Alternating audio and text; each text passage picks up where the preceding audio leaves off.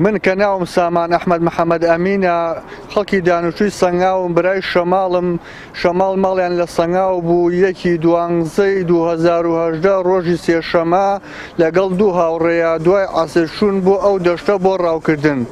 جەماعەتی دارستانی سەنگاو پێیانیان زانی و کەوتنە دوایان بۆ ئەو دەشتە.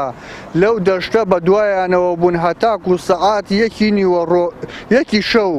دوای ئەوە تەلەفۆنیان کرد بۆ جەماعەتێکی تر ناردیان بۆ سەر سەیتەرەکەی کاک مەحموود وتیان سەیارەیەک لەو دەشتەیە بە ناوی شەماڵ ئەحمەد بچن لەویانە چاوەڕێیان بکەن هەتاکو بێن. لەویانە چاوەڕێیان گە شەماڵی برام سەعات 2 شەو گەشتە سەیتەرەکەی کاک مەحموود. جەماعەتی دارستان و جەماعەتی پێشمەرگە لەویانە حازر بوون چاوەڕێی شەماڵی براميان ئەکرد. لەویانە چاوەڕێیان ئەکرد، لەویانە بە هەردەیان تەقەیان لە شەماڵی برام کرد، شەماڵی برامیان کوشت.